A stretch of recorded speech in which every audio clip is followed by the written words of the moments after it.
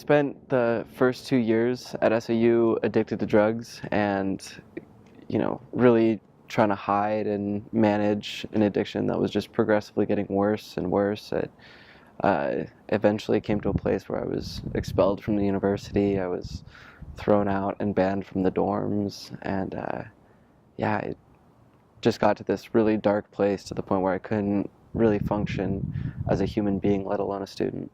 Kyle Simpson's journey from enrollment to graduation has been a little longer and more difficult than those of most Southern Oregon University students. He spiraled into an opioid addiction during his first 2 years, left school, and was arrested after returning home to Southern California. Kyle has now been sober for 3 years and graduated from SOU in December with a bachelor's degree in communication. So being able to come back and reprove myself and graduate really feels like a lot of victory in that. His capstone project is a short documentary titled Junk.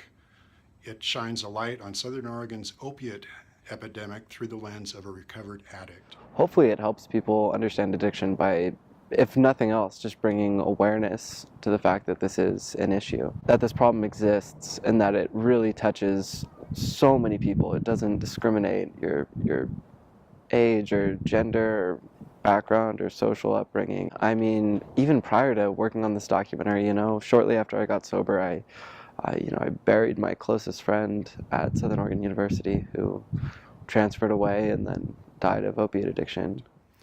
The documentary will screen on Tuesday, April 11 at Meese Auditorium in the SOU Center for the Visual Arts. The event will begin with a short reception at 6:30 and the film screening at 7 p.m. A panel discussion featuring 5 key members of the Rogue Valley's recovery community will follow the documentary. I was kind of shown people who would be good resources, people that I could talk to and that were willing to talk to, a 20-something-year-old college student about a pretty serious issue. And from there, I just went out with a video camera and kind of just went to the source, tried to talk to people and get answers wherever I could. Started it as a very impersonal thing. I didn't want to put too much of myself in it. And by the end, it kind of has a lot of a lot of who I am as a person and what I've been through, and that's nerve-wracking, being vulnerable in that way. But hopefully it'll speak to people, and hopefully people understand it.